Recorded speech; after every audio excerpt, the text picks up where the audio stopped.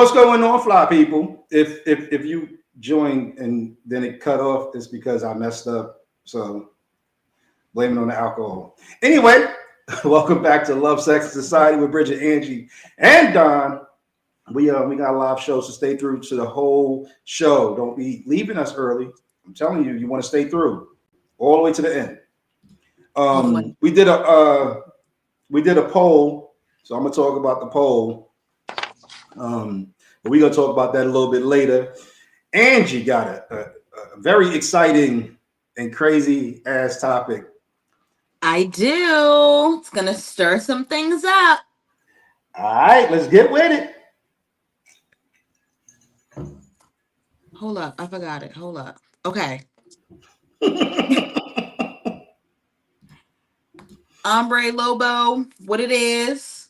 What it Thanks for is. tuning in. So, fuck. Is it fair for men to always be expected to propose? I'm gonna let you go first. I would like to give. Can I give my answer first? Because I currently am the one waiting to be proposed to. I would rather cut the grass with sewing scissors. Those are very little. Go ahead. Before I propose to a man. Yeah. I would rather eat denim before I propose to a man. I'm sorry. I'm not doing it. And I don't think females should do it. No. No. No. What'd you say, Bridge? I'm not proposing to no man. Y'all should have knew my answer. Oh, I knew. Yeah, no, I don't think. I personally don't think women should propose to men. Just because I feel like I don't know. Like I feel like I don't know. I don't know how to answer it, but I just feel like it's sad that it's like women do kind of have to wait for men to choose them, you know, but at the same time, if he ain't choosing you by when you're ready, then you can choose to leave, you know? Yeah. I mean, that's just my take on it because, like, you know, a lot of people be like, oh, women gotta wait for a man to do something, but at the same time, but if we waiting on you, with some men, it's like you could be waiting the rest of your damn life. You know, it'd be people that been with men for 15 years and it's like, okay, he finally proposed, you know, but it's like for all of that, like y'all could have been married, you know. Exactly. That's the stuff that I be saying. I agree 100%. Yeah. So I'm gonna play devil's advocate, even though I agree. Go ahead. Devil's advocate. All right. So with all of the gender roles being basically intertwined these days, I don't see why a woman shouldn't be okay with proposing if she's ready to, because when you put the question, you're either going to get a yes or a no, and that kind of lets you know where you need to go from this point. Like, but if a woman is waiting around for a man to propose, he don't know, or she don't know when that's going to be. You know what I'm saying? All she knows is I'm gonna wait until he's ready to do it. I know a couple that was together for, I want to say they got together about 85, and they got married about 2011. 2011. Mm-hmm. So all that time, you know, she's waiting for him to propose. He finally popped the question. They got married. They're still happily married, love them both to death. But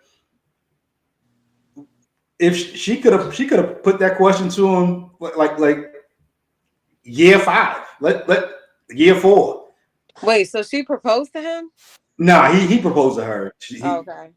But she waited almost 20 years, over 20 years. No. But that's a long time. I also believe that like if a woman wants something from a man, it has to be talked about even in the dating phase. Like if you want kids by a certain age, that needs to be communicated. If you be like, I'm only willing to be in a relationship just so he knows, like, you know, because you got some women that do that, and when that time is up and he still didn't take that next step, it's like, all right, I'm not, you know, because like we talked about before, sometimes you got women that wait their entire lives and still don't get that, like, you know, even though you know that's what I want. So it's hard because it's like you love someone, but what if they're just telling you what you want to hear and never put no action behind, you know, the intention they claim that they have, you know? So I feel like it does have to be time limits on things, because I feel like sometimes when you I don't want to say put pressure on a man, but it's like, all right, I'm especially like me and like Angie, we like basically in our like pushing mid 30s or whatever. We don't have time to waste, like, you know what I'm saying? So it's like we want certain things like children, marriage, stuff like that. I'm only willing to be in this relationship but so long as a girlfriend, because I need a child by a certain time. So it's like as a girlfriend, I'm willing to be in this relationship for a certain amount of time. Then I want to be a wife, and then we can have a kid, like, you know. But sometimes I feel like women have to really, like, you know, verbalize their expectations, you know, and if it's not met by when they want it done, you know, you have the right to walk away.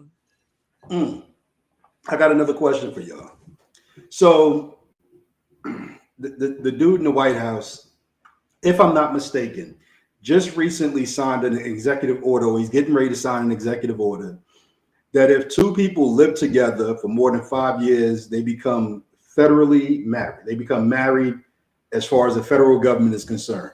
Do you think that that's the right way to force marriage upon people? I mean, they say that though. Either way, what is it? Is it called common law or something? I don't know. Yeah, common law, but that's only in certain states, though. States, yeah. But Maryland has that, don't they? Oh, that's something to look up. Like, if technically, yeah, I think technically, if you with somebody for a certain amount of years, you're technically legally they're your spouse. I could be wrong, but I swore. I'm gonna look that up because that's interesting if they do. I know New York has common law. Okay. Once you're living together for 7 years, I think it is, then you become married in the eyes of the state. Right. In West Virginia, I want to say it is. Yeah, if you check into a hotel as Mr. and Mrs., you are legally married in that state. Shut the fuck up. Y'all better take him to Virginia, y'all. Lock his ass in. He don't even know. Hey, yo. Because that shit could be held up in court. That's some court shit. But so I believe in common law marriage to an extent, but I do feel like it's kind of forcing somebody into a situation instead of them wanting to be in the situation. Right. Right. Yeah. I don't believe like forcing someone. Like me personally, I just would never want to force somebody to do something that they don't naturally want to do.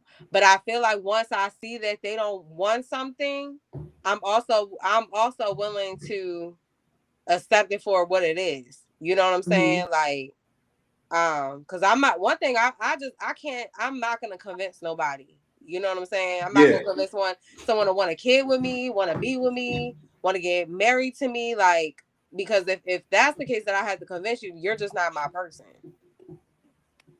Yeah, thank you. I just looked that up. Maryland confirmed it. Maryland does not allow for common law, but it will recognize common law marriages from another state. Oh, okay. So if you live together in New York for 7 years and then you move to Maryland, y'all are still legally married. It's not like you can't run away from it. Okay. I think forcing somebody into it is is a rough situation. But also waiting and not knowing the person's intentions. Now, if you're waiting and the person says to you, you know, this is something I plan on doing, they'll say, I plan on marrying you, I want to be with you, then you've already discussed it. But if you're sitting in limbo, I think that's the wrong way to do things. Sitting in limbo is horrible. Yeah. Let's see. Do ladies desire a big wedding when you get married? Good question. All right. Do you ladies, do you, Angie? I mean, I feel like all girls, you know, dream of, you know, the, you know, pretty white dress and, you know, remember that Madea movie when they had that, when Jennifer Lewis was like, Paris in springtime. Like, we all want the Paris in springtime. We all want that. But okay. I don't feel like it's a necessity. No, absolutely not. I don't feel like it's a necessity. I could definitely do the courthouse thing and, you know, have a nice little, you know, gathering afterwards, you know, family vibe, because that's really my vibe. My vibe is like cookout vibe, family vibe, you know, chill vibe. So that really would be something that I would want to do. You know, all of my family be around, and you know, we're making food and all of that stuff. Like, I still want my wedding gifts. Shut the fuck. I still want that. Yeah. And you know, I would still do like the traditional things that are done at the, you know, we still gonna have our first dance, and you know, he's still gonna dance with his mom, and I'm gonna dance with my dad and all that stuff. But you know, I don't think I have to drop like thousands on it. Average wedding costs about $20,000. Like, absolutely not. I'm not about to drop thousands on a wedding dress. I'm not, because, like, honestly, I guess that's just how I was raised. Like, I was telling y'all earlier, what does my grandmother love? The thrift. Like, that's what I was raised in. So, you know, even now, I hate buying things that I'm only going to use once. I hate doing that. I hate it so much. Like, even this weekend, I'm going to the Renaissance Festival. I'm supposed to dress up like a pirate. Like, I don't want to buy, they about to get a pirate from Angie's Closet, because I'm not about to buy a pirate outfit that I'm only going to wear once. Like, I'm not about to do that. Like, I cannot stand buying something that I can only wear once. So that's the wedding dress for me. Like, I'm not about to kick out thousands of dollars for a wedding dress. And I mean, I wouldn't want to have a big old reception, because I mean, I just wouldn't want all those people there for what? Y'all don't call me on the regular, no way. True. Oh, but they're gonna show up and eat your food. What about you, Bridge? You want the big wedding? Like, come on. I mean, I'm not about to. No. I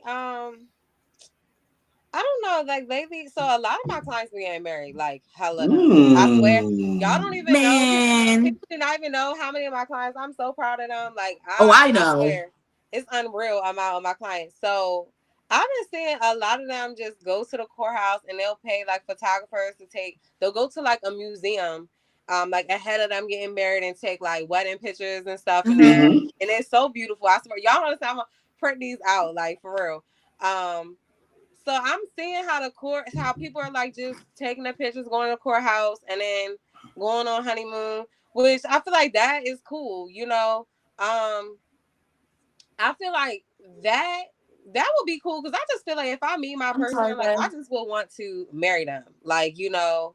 I feel like at this point in my life, like, I just would want to, like, I just want my life with my person. But if I did have a wedding, it would. I mean, on my part, I can't speak on like who my partner is, you know, because if my partner has a big family, it's also what my partner will want. It's not just about me, you know. So my partner has a big family, and that means a lot to them for their family to be involved. I can understand that. I feel like my family is like not that big, like, you know. So I feel like it will really just be like my immediate family, but also like I do have a lot of good friends.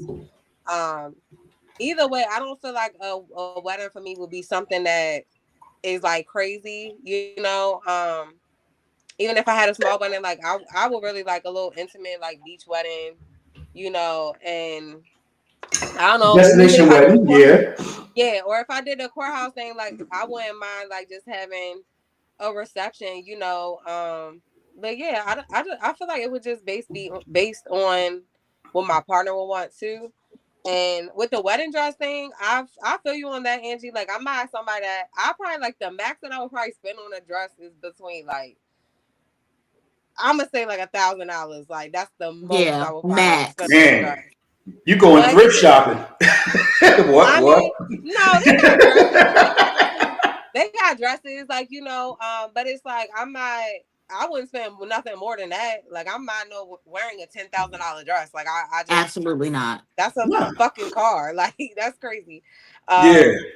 All right. So, how much? This is from Ombre. How much do you ladies expect your fiance to spend on the engagement ring? Engagement/wedding ring, because women get 2 rings, men only get 1. So y'all need to think about that stuff too. Yeah. I ain't even gonna hold you. You're gonna have to kick out some bread for that bad boy. Straight up. I don't know. I would say this. Nice I would say this, right? If we still young, meaning like in our 30s, I would feel like he can get me a ring that's not so expensive, and then maybe on our 5th to 10th wedding anniversary, yeah, you gonna give me that rock when we more established as a unit, you know? Because I feel like if I get married to somebody, I want us to like be big business owners, like, you know. So it's like probably 5 to 10 years, like we really making some money to where it's like if you spending $25,000 on a ring, that shit is nothing, like, you know. Yeah, but even then, I just feel like starting out, it don't have to be nothing crazy. Like it could be a cheap little ring. I wouldn't care, honestly. But over time, if you want to give me a more expensive ring, that's optional. But I'm not.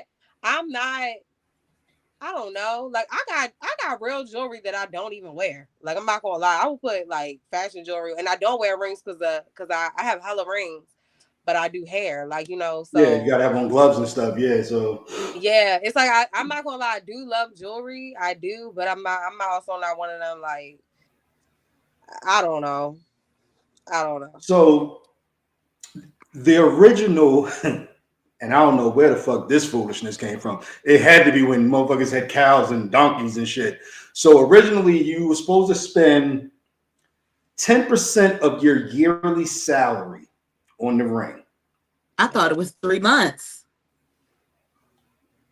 I think you might be right. I might be wrong. And I'm cool. I'm hoping. But wait, whoa, fuck 3 months. Yeah, that's what I've always heard, that it's supposed to be 3 months salary. That's what I've always heard. Bullshit. That's listen. So what is the price range that you feel like is like, which most people don't spend that much on, but like what do you feel like is a good price range for a good ring? I mean, like if they didn't have to have a limit, like what would a man really have to drop on a woman's ring? I mean, like something, because you know I would like to get married. So I've been looking up rings and stuff like that. And I've been looking up lab grown diamonds. Girl, when I say those things are cheap and they literally look exactly like they're about diamonds, and they basically are diamonds. It's just that the process of them growing is sped up because it's made in a lab and it's not grown underground. Like it's still a diamond. Like if you get it detected with one of those things, it's going to, say it's a diamond. How much should a man on a genuine diamond? All right, so I've gone dirt cheap. Remember, I've been engaged a lot, y'all. So I've spent dirt cheap, and then I've spent expensive I think on a genuine diamond that has the right clarity, because diamonds, a diamond just ain't a diamond. You know what I'm saying? Like, you can get a foggy ass diamond for about $200. But if you want clarity and you want all of those things in place, you're gonna spend about at the very least about $1,000. It's gonna start at about $1,000 for a clear diamond, a nice setting. You know what I'm saying? It's gonna start at about $1,000, and it goes up from there. And the wedding band size, and then the wedding band. So, with me and Niche, I put thought, and I hate to say this, but after all those damn engagements, I finally put thought into what I wanted the engagement ring and the wedding band to be. So her wedding band and her engagement ring is a mixture of my birthstone, which is the amethyst, and then the diamond. So, and I think that's her birthstone, if I'm not mistaken. So it's her ring is the amethyst surrounding the diamonds. So it shows me covering her. And then my wedding band is amethyst surrounded by diamonds. Basically, she's covering me. So we put thought into it. And between both of them, I'd probably say we were probably in the low thousand, I guess. Put a ring, Don. I want to see. But you can do it right without spending, without like breaking the bank. You know what I'm saying? Yeah, I believe in renewing your vows. I do believe in that. 5 years, 10 years, renewing your vows. I feel like I wouldn't want, if I feel like, all right, so say I'm ready to get married and it's like we got a house or we plan on getting a house together or whatever. I would rather you not finance a ring. You know what I'm saying? Yeah. And that's what I'm saying. Like, maybe when we're more established, like in like business or whatever it is, to where it's like maybe it's something you can upgrade. You know, I feel like you should be able to get your ring upgraded through time. Like, you know what I'm saying? But I wouldn't want nobody to like finance a really expensive ring. And especially if we not where we gonna be at, like, you know, me being a hairstylist, like I probably gonna have to take that shit off every day, like, you know. So I just, yeah, like, I don't know. I would rather that be something that's like, okay, you could afford it, like, and it's nothing, like, you know, over time.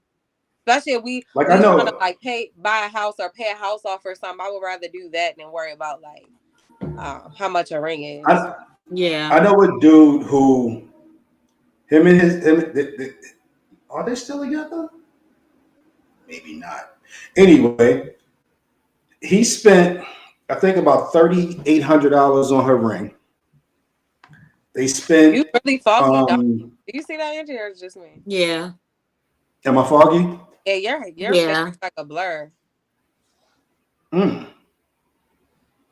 It's giving 90s TV. Shit. Fucking Max Headroom type shit. So he spent like $3,800 on her ring. I think they spent $20,000 on the wedding. And when they left the wedding and they went on their honeymoon, when they came back, they went back to an apartment. And I was like, so y'all just spent like, let's call it $23,000 plus the honeymoon, and y'all live in an apartment. I think you should put that money where it's going to give you the most bang for your buck. Make that a down payment on a house and go to the courthouse and get married. Renew your vows in 5 years when you're more established as a couple. Y'all both got your money together. That's when you start upgrading stuff and like that. But come on. I don't even know how much the honeymoon cost, but just the ring and the wedding, you're already at $23,000. That's a nice size down payment on a house. Yeah. A lot of fucking then money. I also, you know, something else. I probably sound horrible for saying this, but don't be having no big wedding to have cheap ass guests who don't even give you nothing in return. Yep. And all that money. Why? Because I seen that shit at somebody else's wedding. I have too. They spent X amount of money per person per plate. You know, all of this money on a venue, DJ, all of this shit, and you got some people that didn't give a wedding gift, which is tacky as hell. Mm-hmm. Like, this just do need to be said. If you go to a wedding and don't give a wedding gift, you are fucking tacky. Like, don't take your ass. Like, I'm sorry. You just don't do that. People spend too much money, you know, on weddings and stuff to not get anything in return. And it sounds horrible, but it's just, that's just how it goes when it comes to any type of event or party, you know? Oh, he said he remembered Max Headroom. Damn, that means you old, son. I'm putting that shit out there, yo. If you remember Max Headroom, you old. I have no idea what Max Headroom is, so I'm It was a computer dude on the TV. He had a whole show behind the shit. But yeah, you got to be 40 plus if you remember fucking Max Headroom. So yeah, I think that we need to focus on the things that are important, and that's in a relationship, that's in engagement, that's in marriage. We need to focus on the things that's important, because if you don't, you're going to lose yourself in the unimportant things. And people who do that are more focused on the wedding than they are on the marriage, which is a definite no-no to me. Like, I don't care if we get married on the corner with the judge coming out in between cases and marry us. I don't give a shit. How's my marriage going to be? Like, what am I going to put into my marriage? What is she going to put into the marriage? I know a couple, well, ex-couple, they got married in April. They got divorced in September. And they had this big ass, lavish ass freaking wedding. Their freaking their reception was at M&T Stadium, and everybody was calling it the marriage of the year. It didn't last a year. So you know what I'm saying? What are you gonna put into your marriage? You know what I'm saying? And both of y'all are in the pre-marriage and looking to eventually get marriage phase. These are the questions that you talk to your mate about. What are we going to put into the marriage to make sure that it lasts through the 7 stages? I think it's like 5 or 7 stages of marriage, and most people don't make it through stage 3. So what are we going to put into it to make sure that we last, that we sustain each other? Because you get to a point where eventually in marriage, you're either coasting through or you're nitpicking and finding different things. Oh shit, that shit was cute when we first got together, but this shit is fucking annoying now. You know what I'm saying? This nigga got to throw his socks on top of the fucking ceiling fan? Why? You know what I'm saying? Why? You know what I'm saying? But when y'all first got together, that shit was cute. Oh, you stupid, throwing this shit up there. That was cute. After about 5 to 6 years, that shit ain't cute no more. Damn, we got a his and her sink, and all of her shit is on my sink. That shit ain't cute no more. That shit ain't cute. A man just want to just rake all that shit on the floor. Come on, it's his and hers. Keep hers on her side. But you gotta be willing to work through the bumps and all of that. And I know we jumped way off into marriage, but you know, I'm a proponent for marriage, so I'm big on marriage, and I'm always going to talk heavy on marriage. So it's all about what you're willing to do when you get married. How are you going to last past the 7-year hump? Because if you make it 7 years, statistics say you'll make it the rest of the way. Now, is that in just marriage, or is that in a relationship in the whole? Nope, just marriage. Because you know what? When you're just in a relationship, the ability to walk away is so easy that a lot of things you still let pass. But when you're married, it takes legalities to fucking walk away. You know what I'm saying? So now everything becomes more intense. Mm-hmm. Everything becomes more focused. I was in a relationship for 10 years, and when it was time for me to walk away, I walked away, and it was just like, all right, we good. But marriage ain't like that. Yeah, but I feel like there are ways to like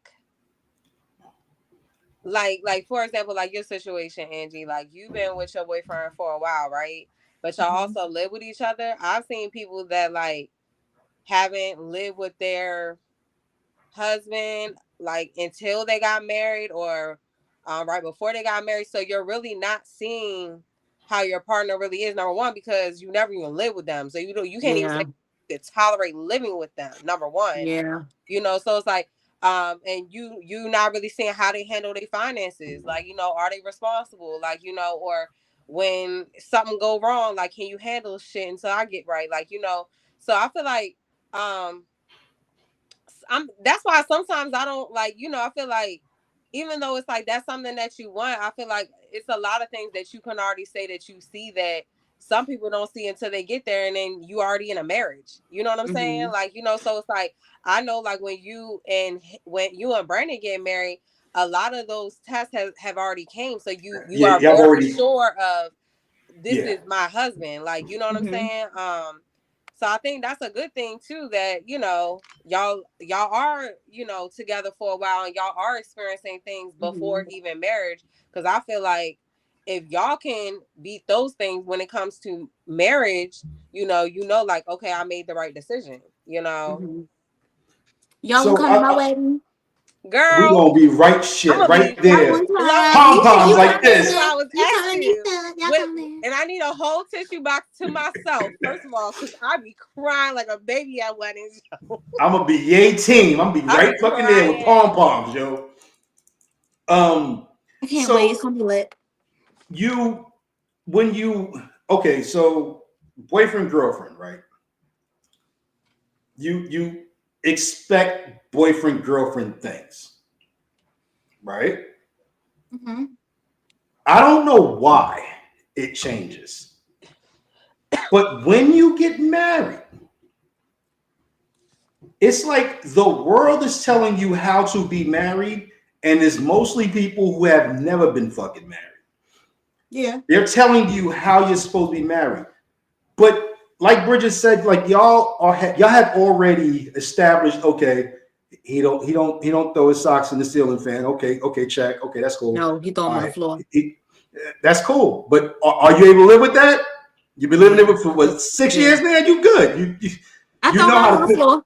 You walk past, pick y'all shit up, and you throw that shit in the hamper and you keep going. No, I just leave it on the floor.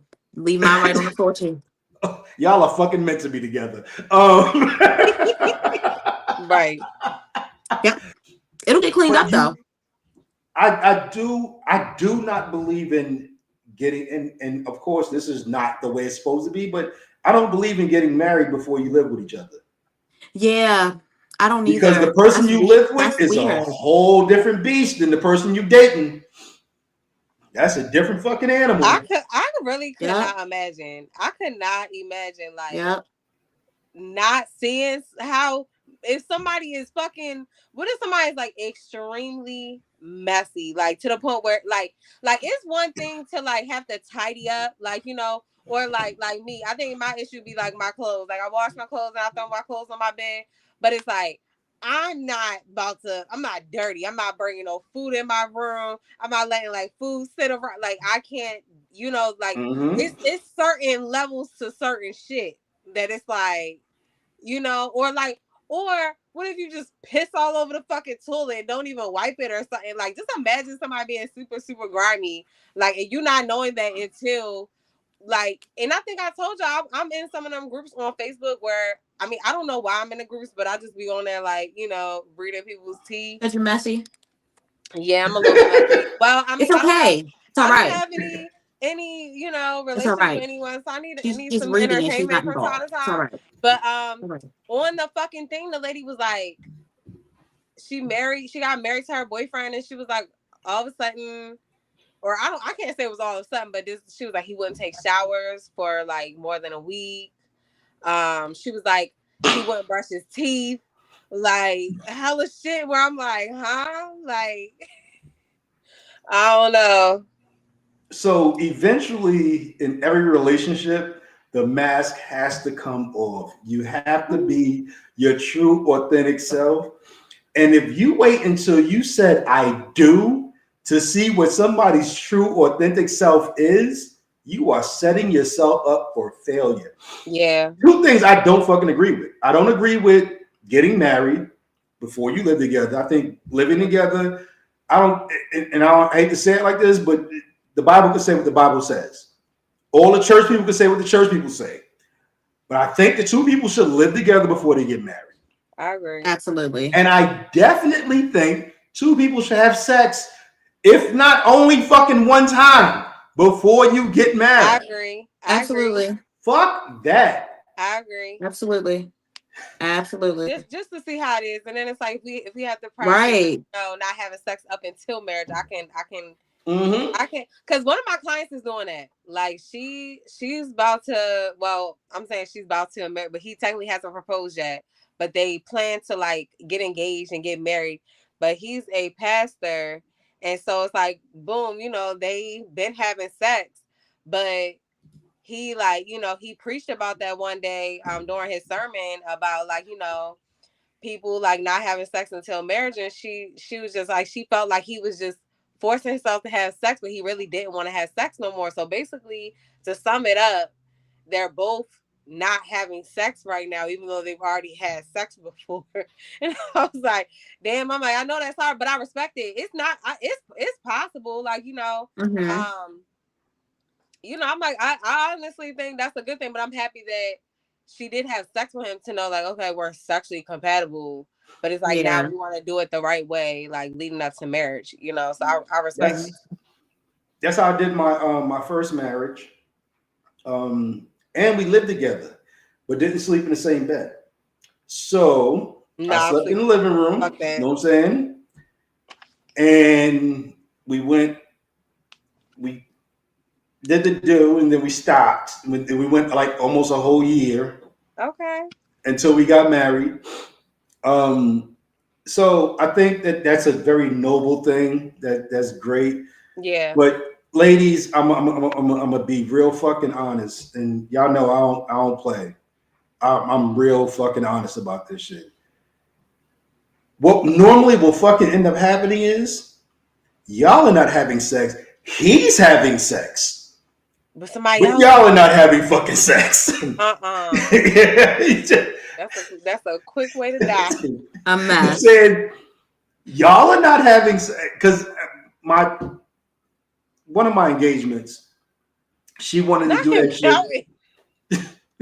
Yeah, one of them. She wanted to do that shit, and I wasn't prepared for that shit. There was nothing in my mind that said this is a good fucking idea. No. I would have to do it. I would have to do it with my fiance. He would have to be like, this is what he want to do with me. I'm not about to be like, yeah, we're not having sex. And then, he'd be mad as shit at me because I said we ain't having, fuck that. Like, we're going to have sex. Mm-hmm. If you want to stop having sex, we'll stop having sex. But it's because you want to not have sex up until marriage. Like, it's a great idea. Or because our pastor, sometimes, because sometimes people, depending on their pastor, a lot of people's pastors be like, some of my clients, like his pastor. I mean, of course, some pastors can refuse to marry you, but his pastor was acting like they couldn't even live in the same house. Like, mind you, they got kids together, so he had to go stay with his grandfather up until they got married, and they caused them. I feel like that caused a lot of friction. But I feel like it really tested them in a different way to make to where it's like he got married recently. And like I feel like it was a very challenging time, but he's like really, really happy. But some people's pastors, they be trying to act like you can't have sex or you can't live in the same roof. You gotta separate yourself before marriage. Which is like, I would agree if my fiance wanted me to do it, but I'm not just gonna be like, hey, we're not having sex if that's not something he not on. Especially if we've already been having sex. Yeah. Like I would be down you for fucking then if you're not fucking me. Yeah, I would be down for not having sex because I know that I can do it. But that would have to be something that's like we both want to do. Very mutual. Yeah. Very Definitely not something you can force somebody into because, like I said, one of y'all gonna be having sex. It just ain't y'all two. No. You know what I'm saying? Yeah. It's that one chick who said, and she only said it because that's what her family told her. They were very church-going family, and her family said, "This is the way y'all supposed to do it. Y'all can't live together until y'all get married, and y'all shouldn't be having sex." And she was like, "We should stop having sex." And I was like, "Okay, we should stop having sex, but I am not going to stop having sex. I am going to have sex a lot." Oh, you're going. Ow. Ow. And if you want to wait until we get married for us to start having sex again, I'm cool with that. Oh, I'm like, nigga, you better fuck your hand. Shit. All I know is in my life, women come a dime a dozen, and I got $1. God damn it! I am not waiting for shit. I'm going to have sex. Oh my gosh, Don! Oh Lord, Don, you whore! Discipline. In our last episode. No, different Don today. So, luckily, this marriage, we was like, you know what? We like each other, and we like each other. Okay. And my wife is gonna kill me, but I'm saying we ain't stopping shit. The train gonna keep moving until we pull into the marriage station, and then we gonna double it up after that. But you know, this is all like we talking about. Like, if we talking biblically, the moment that you have sex with someone, you're technically married. Mm-hmm. So I look at it like who the fuck am I trying to please, man? You know, like I feel like if we already had sex, you my husband. That's like, yeah, you're mine. Sorry. Period. Yeah, like once you submit yourself to somebody sexually, you are kind of tied. Exactly. You're spiritually tied. Exactly. So go ahead and move in with that man to see what that shit like. Mm-hmm. Go ahead, do it to that man to see what that shit like. Preach. And yeah. Now what I will say is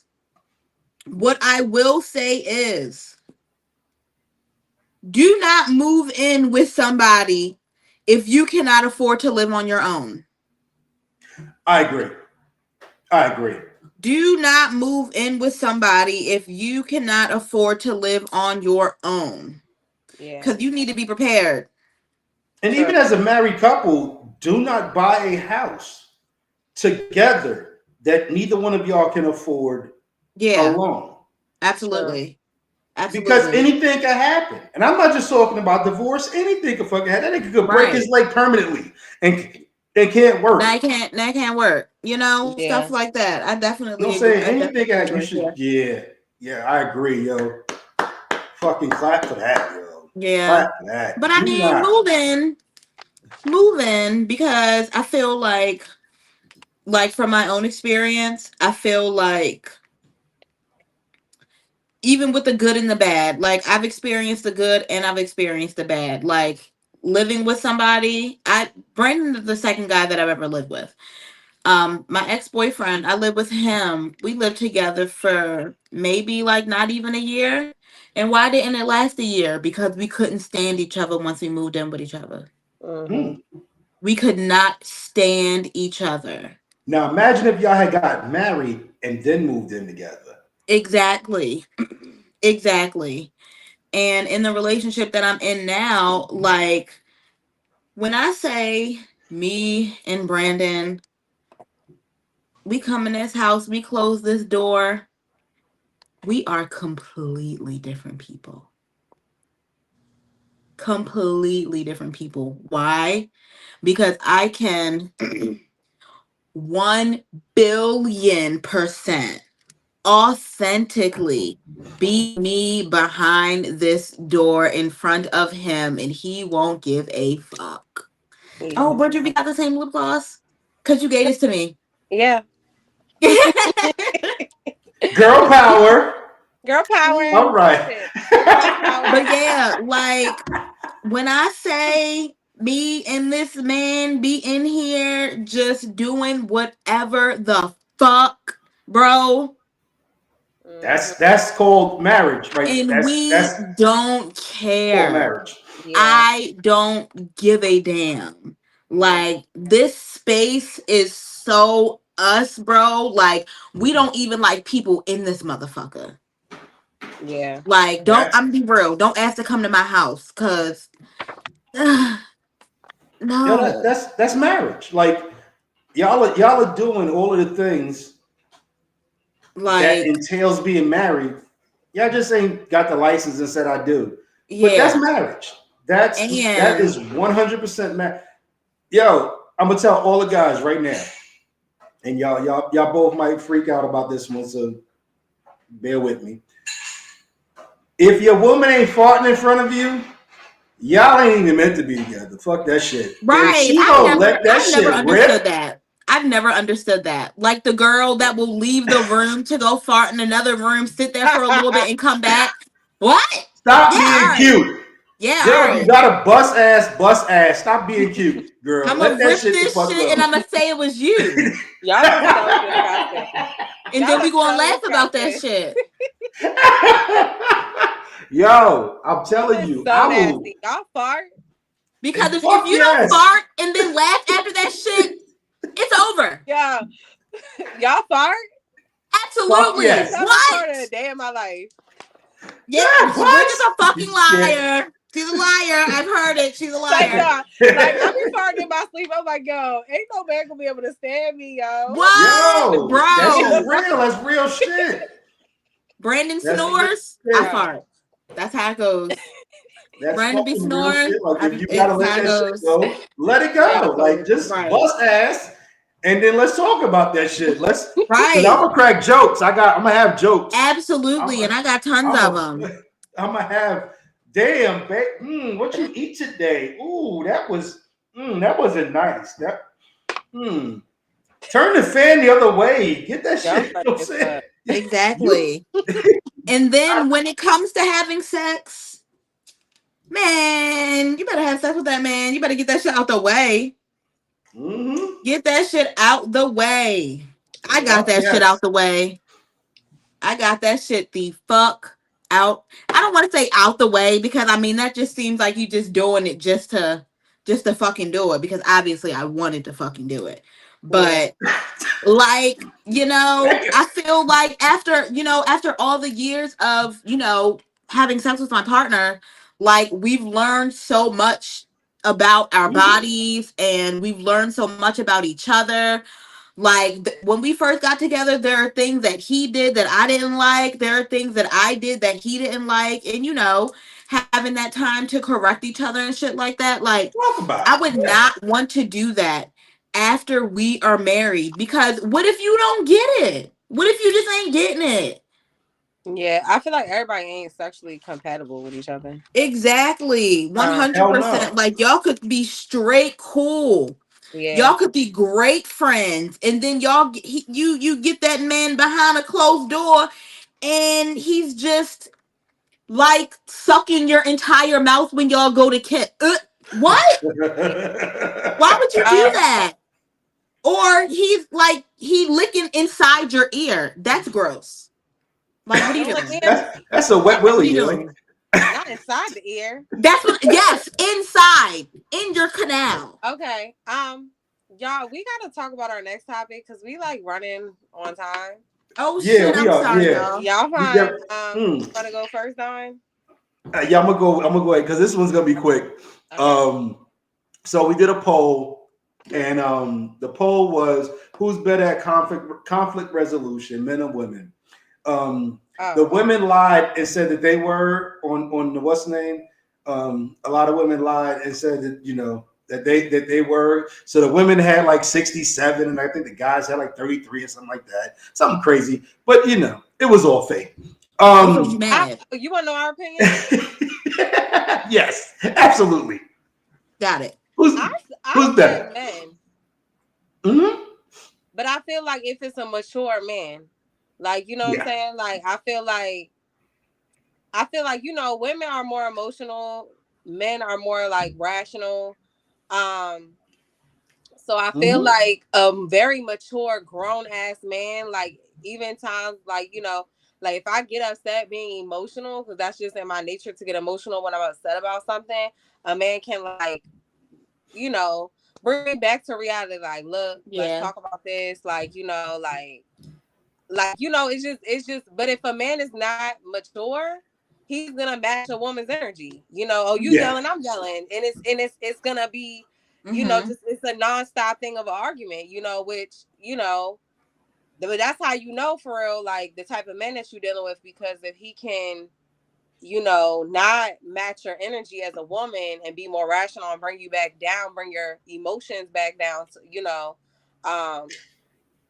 you know, but that's also being emotionally intelligent. Like, you know, it takes that, you know, but I feel like usually men, because it's like, it's more in a man's nature to be rational. Women are going to be more emotional. So it's like, you know, it really takes that leader to resolve the issue, you know, but that's if you have a leader and not someone who's in his soft girl era. Yeah. I feel like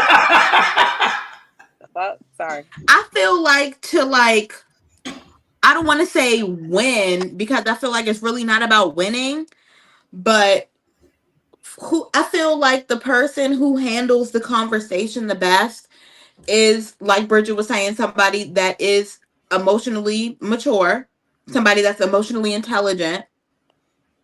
I feel like it's the person who has a good grip on emotional vocabulary, because I feel like, and that's something that I work with a lot with my therapist, my emotional vocabulary, you know, so I can express myself properly, you know, so I can say what I actually mean. You know, I'm not just putting blanket statements on things. I'm really telling you how I feel, and I'm going into the depths of how I feel because I have the vocabulary to be able to express that. You know, I feel like, honestly, I feel like that is the most important thing for me in an I don't want in like a discussion, because I really want to know how you're feeling. Yeah. Like, you know, I feel like a lot of people don't, how can I say this? Like, you know, they'll say a word, but that's not what that means. Right. It's not the right word for the situation. Yeah. Yeah. Yeah. Yeah. Yeah. And it's like, you're saying that, but you're not using the right word, you know? So I'm going to be like, huh? I definitely agree. It's so, of course, I looked at it from a male perspective, and I think that men do, because men want to resolve it. They don't want to carry that shit till the next day, for the whole next week. They want it to be resolved today. So they're looking at it like y'all both were saying, more analytical. They're okay. So look, this is our problem. These are some possible solutions to the problem. But women, and it's not a deficit. It's just the way that women are made up, and we need to stop trying to act like we're not who the fuck we are. Women are emotional creatures. They just are. Yeah. And they want you to know how it made them feel.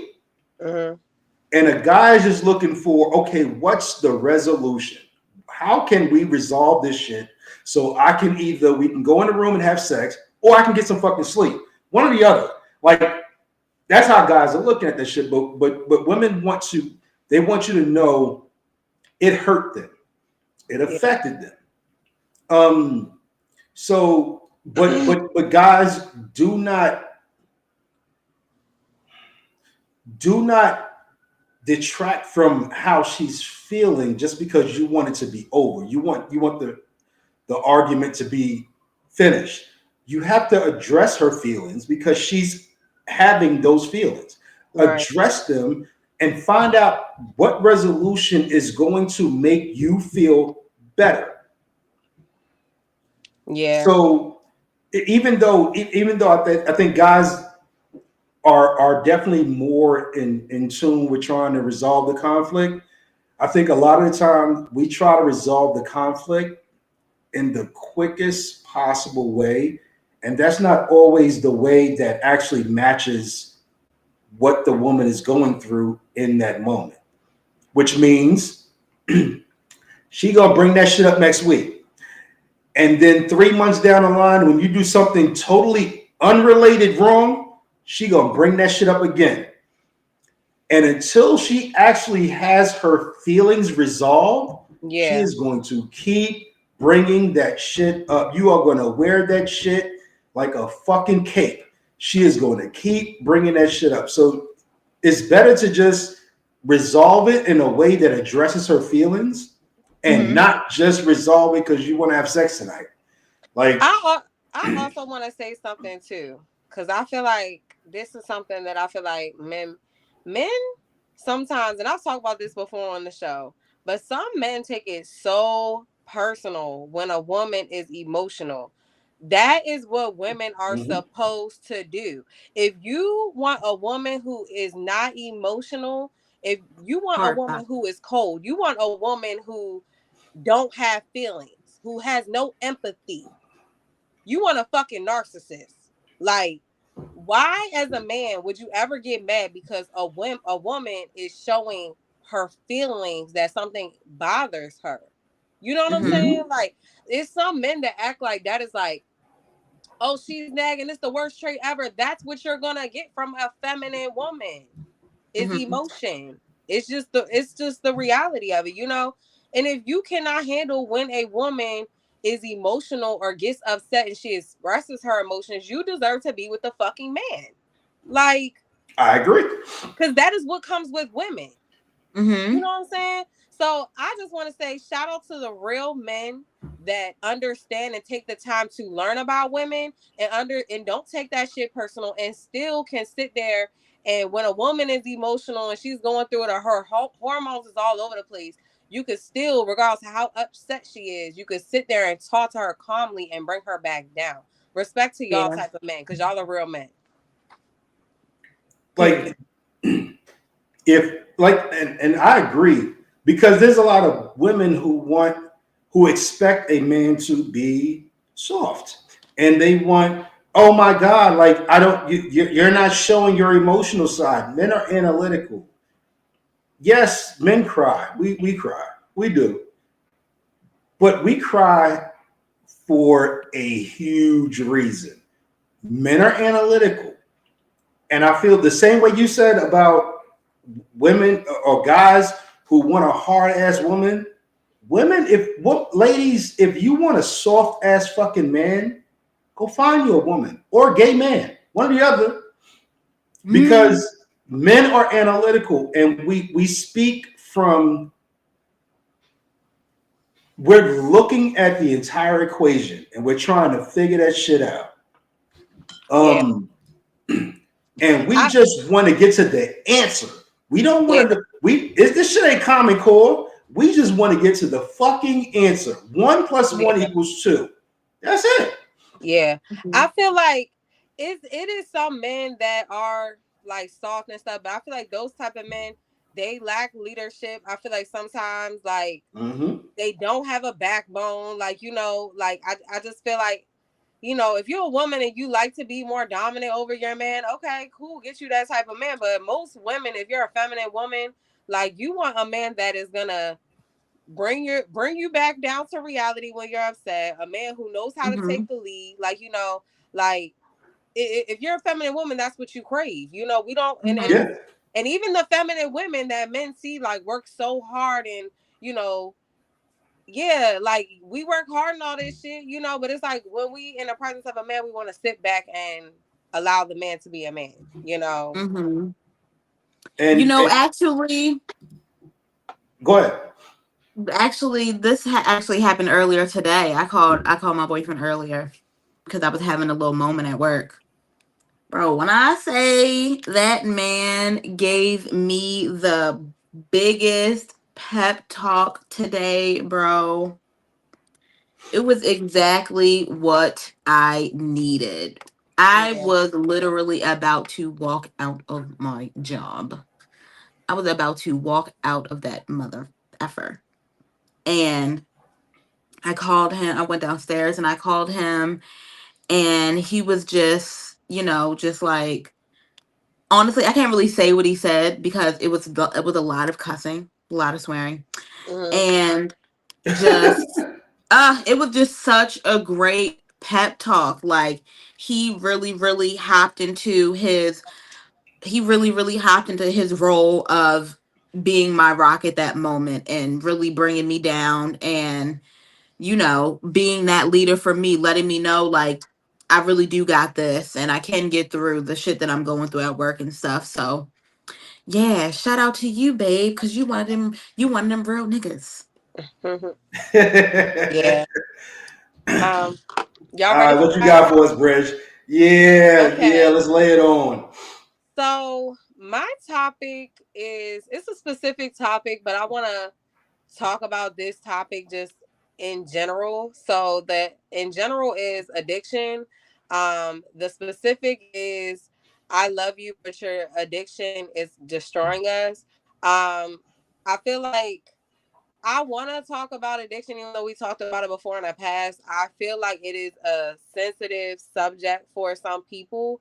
So I just want to state before we even get into it, like us having this discussion is not about shaming nobody. It's just bringing light to certain things.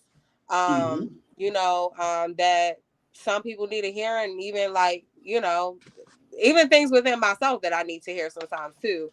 But I feel like so it's like you're so we're going to specifically talk about like the relationship. I love you, but the addiction is destroying us. And sometimes I feel like addiction can be anything from alcohol, drugs, gambling, or even some people have sex addictions, and I don't think, I want to talk about addiction in itself, but I also want to talk about how it affects people's relationships. So I don't know if either one of y'all like want to talk about it, or y'all know a situation, or just what y'all think about it.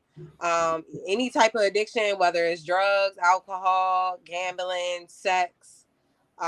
So go ahead. So hi, my name's Don. I'm a sex addict. But I've been sober for 3.5 years, almost 3 years now. I'm sober. So I've never really paid. To me, sex was just always, it was what you did. It was just, that was your thing. But then I realized that my focus was always more on sex than the relationship I was in. And once you go years and years of tearing up relationships and breaking down relationships, and you finally realize that, hey, maybe I'm the problem because my focus is all on the sexual aspect of the relationship and not the relationship itself. So, but yeah, when I tell you, for the better part of my life, I have been addicted to sex. Sex has been my ultimate driver. It was the reason I've probably been engaged as many times as I was, because you know what? If I want to keep getting this sex, I'm gonna have to make some moves. But an addiction is, and until you recognize your own addiction, you're never going to get past it. And I had to really recognize I have a problem. Yeah. And it's crazy for guys to say that, and it's crazy for me to even think it.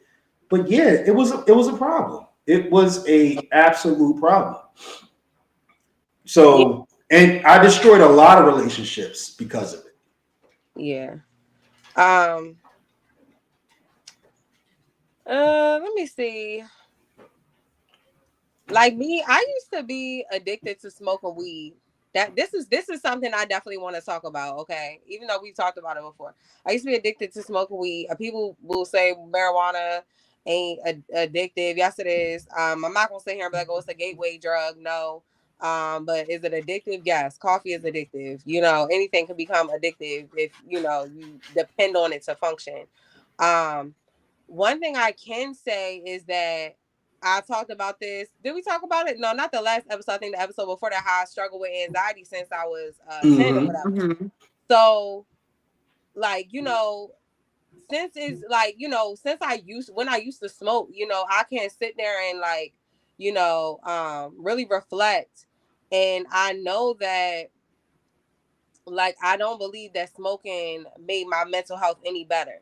Mm-hmm. I've tried to have this conversation with a lot of people because I feel like sometimes, like, when people are addicted to things, they're in denial about things. They'll be in denial mm-hmm. that I have a problem with something or whatever the case may be. And like I said, I'm not coming from a place of judgment. So anybody on here, I'm not talking about us, but anybody watching, this is not coming from a place of judgment. This is just what I observe within myself. Okay. Mm-hmm. So the fact that I struggle with my mental health, looking back now, it did no justice for my mental health, where some people like, oh, well, it calms me down and stuff like that, whatever. And I get that, like, but it was a point in your life where you didn't depend on it, looking back, I was completely irritable, just like if somebody smokes cigarettes. If you go too long without a cigarette, Don, you're itching. You know what I'm saying? So, like weed, I didn't realize even with weed and cigarettes, like it's like you become, it's some of the same, I guess symptoms or whatever the case may be. Like you become very irritable and irritated, and you have your short temper, But the thing is, though, I feel like something that's not talked about is like, yes, is everyone gonna have a different reaction to it? Yes, that's why I'm not against people that smoke weed, because if you can smoke weed, you could be functional and it doesn't affect your mental health, meaning you don't like, even if you didn't smoke today, it's not gonna affect your mood and how you talk to people and how you treat people. Now, if you smoke and you're addicted to it, and then you walk around being a bitch to people and being nasty to people, like, that should make you reflect on what it is, because that's how I was. I can look back and be like, and even my older sister, she was like, Bridge, when you used to smoke, like she said, when you don't smoke, you are so much nicer, and that's something I could really be like, okay, yeah, this is true, because when I used to smoke, I was a bitch, and then like if I couldn't smoke at the moment, or I needed some weed or something like that, like, yeah, like so and then honestly, like, I didn't sleep, I would wake up, smoke a blunt, go to sleep, wake up again. I would probably get like 2 hours of sleep a night with weed, where you got some people like, I smoke a blunt and I'll be out for the rest of the night, but I real life always struggled with my anxiety since a child. So looking back, it really did not do justice for my mental health. I still struggle with my mental health now, like, but if I added weed into it, it would make it even worse. That's another thing, So and to wrap all of this up, I do hair. So I have a lot of clients, like some of my clients are doctors. I have some of my clients are pharmacists, and these are conversations that we get into, and they like, specifically yesterday, my client yesterday, we got into talking about like people who struggle with their mental health. The last thing that you should be doing is indulging in any type of substances, because it's gonna make it worse, or even like if you are like, if you are taking like some type of medication, that's another thing. It don't even have to be like leading to from your mental health, like medication for your mental health, but it could just be general medication you take for yourself. Sometimes it, like, if you use a substance on top of whatever medication you on, it can cause an effect, just like when they say, oh, you need to take this medication for your high blood pressure or something, but don't mix it with alcohol or whatever the case may be. It's gonna have a counter reaction, but I think that's my point of what I'm trying to talk about, is that, like, I truly believe if you are struggling with your mental health, I don't believe that, like, substances will make it better, and I'm not saying out of a place of judgment, but it's just the truth, that I feel like, like the other day, and I'm using myself as an example. The other day, like, I was like having some wine, and then I'm just like bawling, fucking crying. But I just like pour me some more fucking wine. Like, that's what I'm saying. It's not from a place of judgment. It's even within myself. And I'm like, I'm talking to my friend on the phone. She's like, what's wrong, Bridget? Like, what's going on? I'm like, I'm just depressed. And she like, I'm like, I just been drinking this fucking wine, and I'm like, I'm just fucking depressed. And she like, stop drinking the fucking wine. Like, I can look back and be like, yo, that shit was just making it worse. And mind you, it's like, it's good to have friends like that to call you out, So I'm like, all right, boom, put the wine down. I'm chugging a Gatorade, I'm chugging water, and like instantly I felt so much better. Like, you know what I'm saying? And I'm like, damn, like that shit was really just putting me in a deeper, darker fucking hole, So yeah, like, like I'm very self-aware. So like I do know myself, but also addiction is not the easiest thing to get over. And it can be anything, even coffee. Like, y'all, I'm struggling to give up coffee. Like, y'all don't understand. I be telling myself every day, like, I'm getting addicted. I have am to stop drinking this shit. To coffee?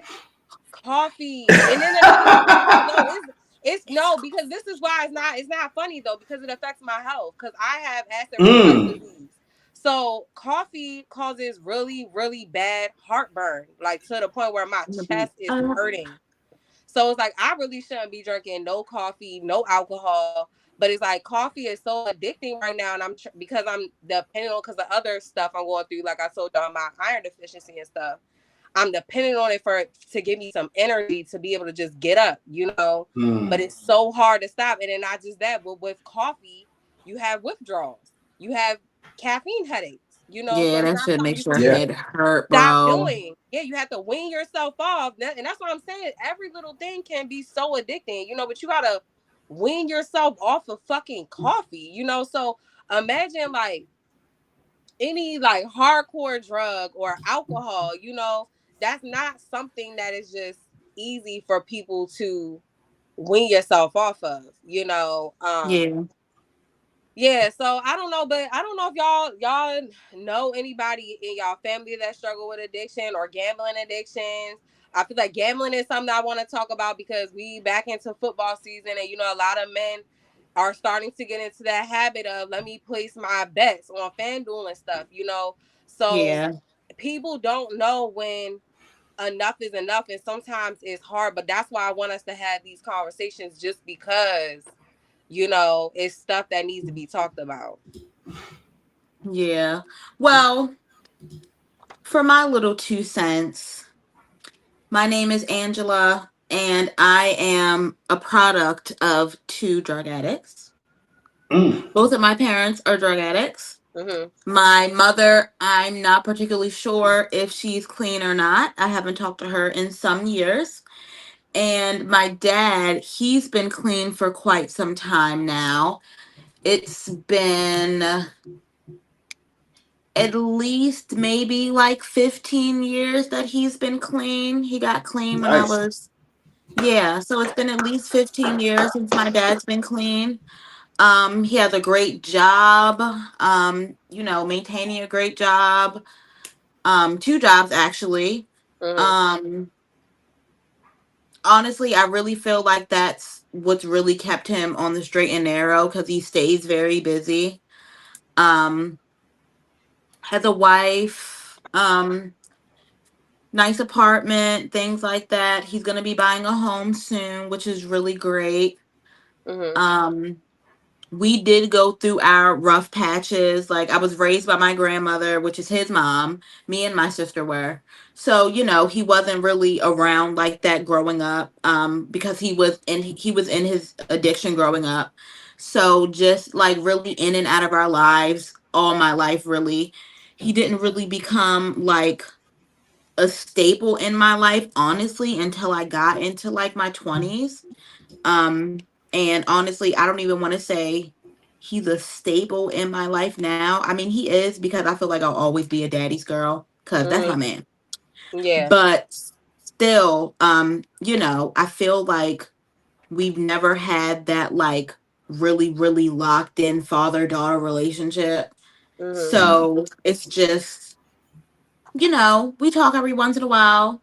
We keep each other, posted on our lives and stuff like that. If there's a big event, I'm definitely going to invite him, stuff like that.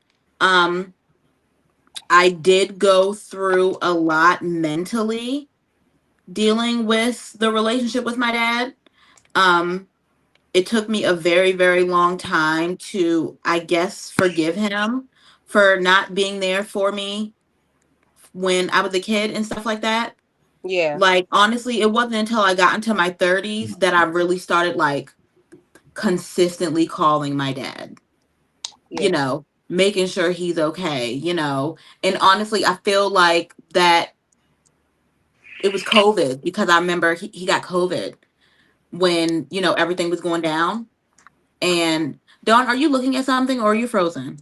I'm focused down. Oh, okay. Okay. But yeah, he got COVID and he got really, really Sorry. you see it? And he got really, really sick when he got COVID. He got really, wow. really sick. And honestly, that it scared me, because I'm like, oh shit, like, not my dad.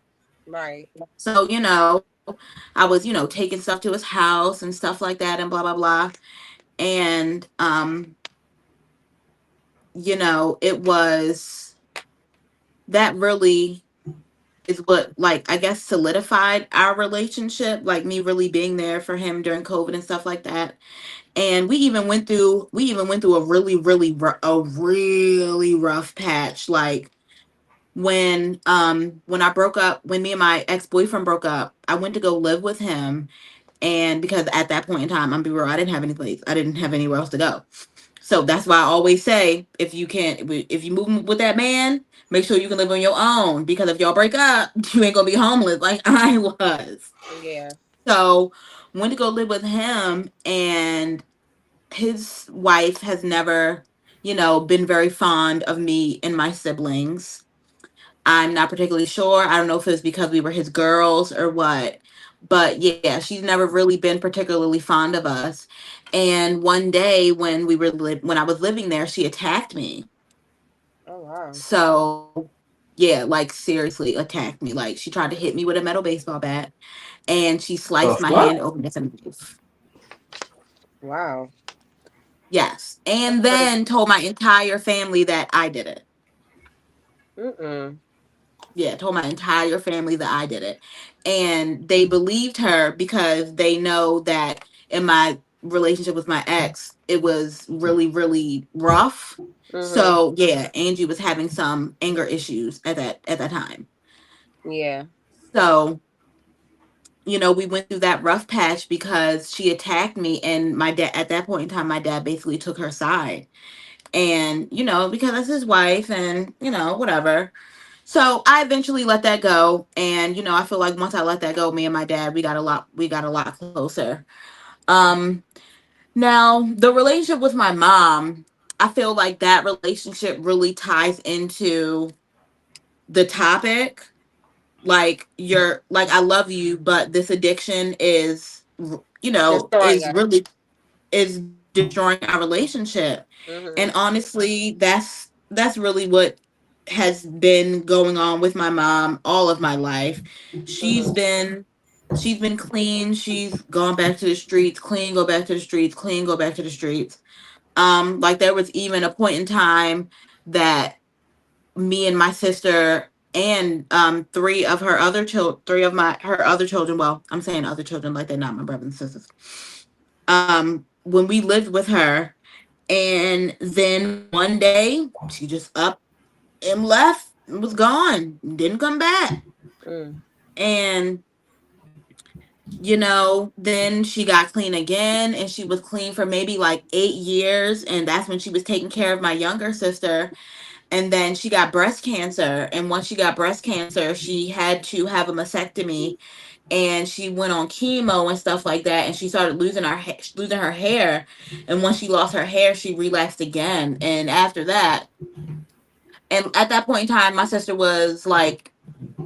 sister was maybe like 8, and now she's pretty sure she'll be she'll be 12 or 13 this year. So that's what, 8, 9, 10, 11, 12, 13. It's been about 5 years since I've really spoken to her. And, if we basically had to cut her off because, we had to protect my younger sister, and, being able to protect myself. Like, even at the age of 32, like, I can't deal with you jumping in and out of my life. Like, right. That's something I can't deal with, especially with you being my mother. Like, I got enough mental health issues. I do not need that on top of all of the stuff that I'm already dealing with. Yeah. So I made the decision maybe like 3-4 years ago that I just wasn't going to speak to her anymore. My sisters, my older sister, when my mom reaches out, she answers. My older brother, when my mom reaches out, he answers. Mm-hmm. I don't. I just said I can't deal with it anymore. Yeah. So real quick, if you so at the bottom of the teleprompter, you can see if you're struggling with addiction, you can call 988 for help. So I want everybody to be aware that it's at the bottom of the screen. Mm-hmm. It's not a long number. It's a real simple fucking number. If you could dial 911, you could dial 988. So if you're struggling with addiction, please feel free to reach out. Is that the crisis hotline? That's the crisis hotline, yeah. My dad actually works for the crisis hotline. Oh, wow, really? Yeah. Call Bridget Father. Tell him to get some help. My father has struggled with drug addiction as well. He's been clean probably around the same time as your dad. My dad, he's on the road to getting his doctor degree. So period. Nice. He went from being in the streets to now, like, he's a social worker. He got like 3 jobs. He stayed working, like, he worked for the juvenile system, the crisis hotline, and the hospitals, and he dedicates his life to helping people, struggling with addiction, feeling like they want to commit suicide and stuff like that. But I think that's another thing, like what you were talking about, Angie. I think sometimes with addiction, a lot of people, especially people who are struggling with addiction, of course they're not going to know. But it's like the effects and the tolls that it take on their friends, their family members, their children, and sometimes even being that family member or the child or the friend, sometimes it comes to a point where you also have to tell yourself, like you, Angie, like, at what point do I wash my hands with this and then be okay with it? Like, will I be okay if something happens and then I know that I had to cut this tie between me and this person, I've had friends that struggle with addiction, that I had to wash my hands with it. Like, especially if, I'm of course, and the thing is, you can't force no one to want to get help, Another thing is, a lot of people don't know people's story neither of why it led to that point of them becoming an addict or whatever they choose. And some people get so deep into it that even when they try, sometimes it takes multiple attempts for it to even work, if it does, a lot of, and then the other thing is, when you finally get to a point, right, it's fighting the temptation when you might be in spaces that it's like, oh, it's right here, you know what I'm saying? Like, a lot of times when people struggle with, even if it's drug addiction, say they might not have been highly addicted to alcohol, but maybe they really was addicted to drugs and they get clean. It's hard for them to be around people who indulge, period. You know what I'm saying? Like my dad, that was definitely something that he took. Like he can't really be around people who drink alcohol, even though alcohol wasn't his drug of choice. It's just because any little form of temptation can cause you to fall back down that road. That you know what I'm saying? Mm-hmm. But even in addiction, you know, you got family members, friends. You know, this is something people don't talk about. People stealing from you. You know, I've had that. Whereas people around me struggling with addiction, and my damn jewelry coming out missing, my money is missing. You know, and then it's like, what? Like, you know, because it's like when, you know, or them lying about why they need money. That's another thing too. I had friends that like, oh, can I borrow this because I gotta get this for my kids or whatever, and you lying. Like, you know, like me personally, it's so hard for me to feed someone's habit. That's like, it's hard for me to do that. Like, you know what I'm saying? So it's like if I have an idea, because a lot of times people will hide that shit. You know, I'm not one of them people. Not that I'm judgmental, but it's like I'm not willingly about to just watch my friends destroy themselves. Like, you know, so even the ones that were struggling with addiction, they were hiding it from me. Like, you know, so if I get a sense of you have an issue and then you're like making up fucking stories to get money out of me, you know, at that point, I'm the person that is like, oh, Bridget, I need money so I can get food. Okay, well, what food do you need? And I'll buy you more food than that. Like, to tell you the truth, you need some bread, milk, cheese, lunch meat, whatever. Like, I'll buy you all of that, but I'm not giving you money if I think that you're using it to get drugs. Like, you know, and I feel like that, period. Like, if I'm out too, because sometimes, like, us where we live at, it's so hard to know when, because it be on our heart sometimes to help people when they standing on a corner, you know, panhandlers. Yeah. And it's like, but it's so easy if I go somewhere and they be like, I just want something to eat, or I'm gonna buy you something to eat. I'm not giving you no money, but I'm gonna buy you something. Yeah.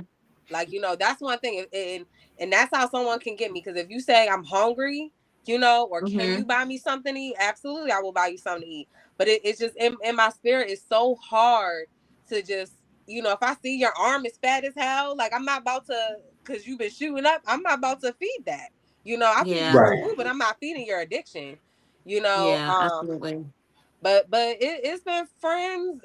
It's been times where friends, you know, then ask to borrow money for something. Oh, I promise you I'm gonna give it back to you, and then they don't. And then my mom also had a conversation with me about like, Bridget, don't ever give somebody something that you're not willing to. Don't let no one borrow nothing that you're not willing to give away. You know what I'm saying? So I look at it like if somebody has to borrow money at that point, it's because I'm willing to give it away. Like, you know. Yeah. But yeah, I think what do y'all feel like, because there's so many different things people can be addicted to, what do y'all think like would justify you walking away from someone with addiction? Like one of my friends, which was probably like last year, I had to walk away because I felt like it was to the point where I thought my life was in danger being around this person. Like with the mental health, this is why mine was about mental health, right? Because this is what a lot of people don't know. I talked to my client who is a pharmacist and the ones that are doctors. Sometimes, okay, and I talked to my dad about this too. We have long conversations.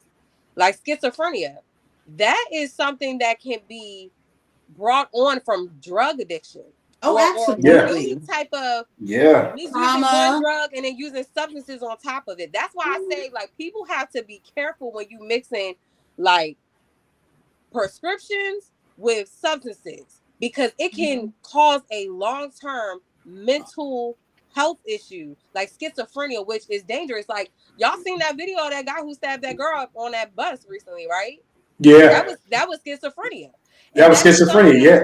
And that is something that can be brought on from prolonged drug abuse. You know, so my homeboy that I had to cut off a year ago, he started showing true signs of schizophrenia where he like, oh, Bridget, you and he had another female best friend. He like, y'all two are the only people that I trust, this, that, and the third.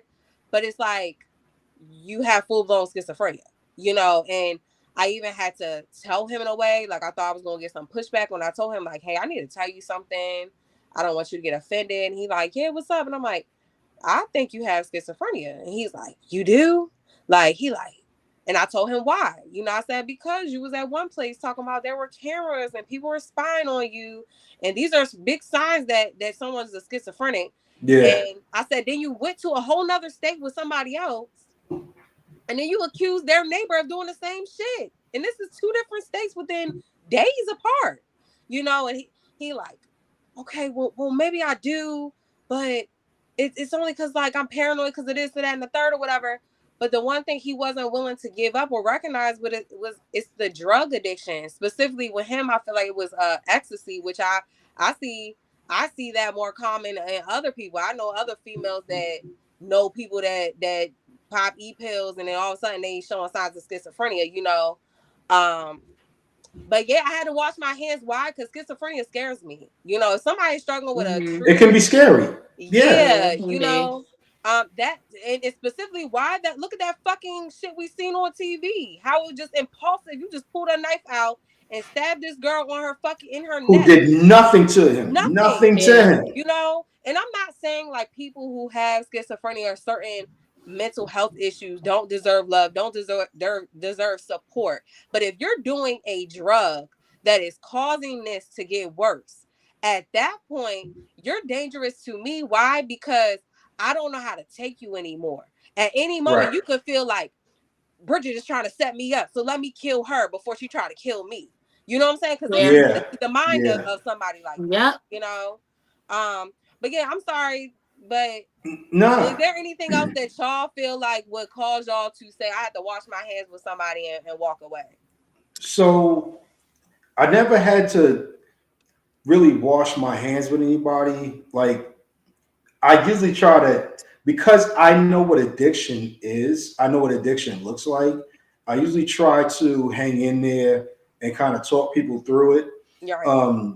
So I came from like I guess, you know, just like y'all, you know what I'm saying? Like my parents were addicts of a sort. My mom was an alcoholic, you know what I'm saying? She became more of an alcoholic when my brother got killed because she felt like she blamed herself for it. So she tried to drink herself to death. Yeah. You know what I'm saying? And eventually she succeeded. She got cancer, but honestly, the fact that she drank so much made the cancer incurable. Like there was nothing that was salvageable. My dad was in Vietnam War. Over in the Vietnam War, they used opium to get through. Right. You know what I'm saying? So when he comes back over here, of course, opium is not available. So he used other drugs, you know what I'm saying, to get himself through. Right. But I watched them going through this, and you would think I would be like my sisters. They really stay away from alcohol because they know that gene is there. Like, you know what I'm saying? The alcoholism gene is in both parents. Right. You know what I'm saying? So they don't drink a lot. Me, I took the opposite approach because I'm in the streets. You know what I'm saying? So for me, it's like, you know what I'm saying? I'm going to drink with the fellas and I'm going to start drinking. Yeah. So what I have to occasionally do is I have to occasionally say, I'm not going to drink just to make sure I have the ability to walk away from it whenever I want to. Yeah. You know what I'm saying? Yeah. And it's so me and my wife, like we're social drinkers, but we're also social with one another. So if we're sitting around the house and we're watching TV, we might have a drink. Yeah. So occasionally, and I do it for both of us, and she also will, she'll be like, you know what? I'm going to stop drinking tomorrow. And I'm like, okay, cool. If we're not going to drink tomorrow, and so if nobody realizes when I do the show, I'm always drinking. You know what I'm saying? So she's like, okay, so you do your show on Monday, you drink on your show. You do your show on Wednesday, you drink on your show. But any other day in between that, we're not going to drink. Okay. Yeah. And I'm like, And I'm like, you know what? Absolutely. Yeah. Because during the pandemic, when I was working from home, I would literally start drinking at noon while I'm working. And I would drink clear throughout till I was done working and then into the night. So now when she'll pull my coattail and be like, you know what, we're not gonna drink Tuesday, we're not gonna drink Thursday, and then we'll enjoy our weekend. Yeah. I'm like, okay, but that's us making sure that we can walk away from it when we need to. I respect that. I respect that because I think people don't realize that like addiction really does run in people's family, and clearly I feel like it runs in all three of our families. You know, like me, it runs on my mom's side is definitely like alcohol. My father's side is both drugs and alcohol. It's some gambling on my mom's side too. And so sometimes that causes us, especially being born into it, being a kid and seeing it, you have some that go one way, and you got some that fall victim, and you got some of the ones that's in between. It's like I might like to indulge a little bit, but I want to make sure I have self-control, which is respectable, you know. Like me, I have an addictive personality, so it's like a person like me, I'm not going to try coke. I'm not going to try popping perks. I'm not going to try that because I know that this is what comes, you know, from my bloodline, you know. Weed, I knew weed was innocent because I'm like, oh, I used to watch people smoke weed before I ever smoked weed. So I'm like, oh, people just smoke, start laughing and get the munchies and shit, you know. So I wasn't scared to do that, you know. I'm like, oh, this looks fun, like, you know. I wasn't scared to do that, but like with the alcohol, it was periods of time where I stopped smoking, and then I picked up on the drinking, and I had to recognize that, like, you know, and even now, like, you know, no, I don't drink like that, you know, but it's just because of like health reasons. It's like I want to go, I like to challenge myself and go like long periods of time. Like, oh, I want to not drink for 3 months or, you know, as long as possible, honestly, like, just cause like sometimes it's no benefit in that, but I do respect that it's like, sometimes people got to say, oh, this is just for the weekend, or this is only for these days. And you know what I'm saying? Because you are having some type of control when it comes to that. You know, and especially like if you know you have a addictive personality. Like I know I have an addictive personality. Like, you know, so I do too.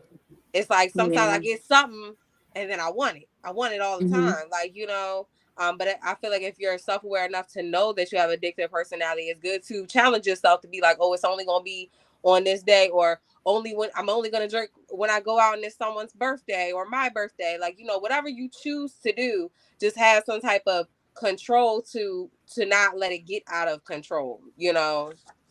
Yeah.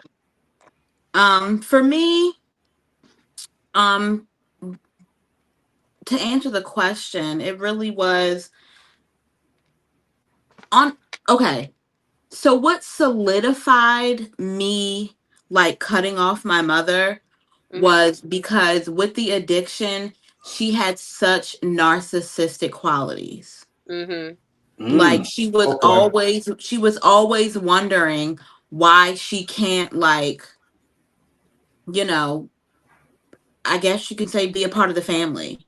Okay. You know, always questioning why she can't be a part of the family. Always questioning why she can't talk to our younger sister.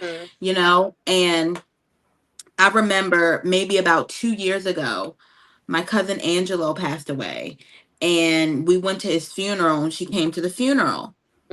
And when I saw her, she looked like a completely different person.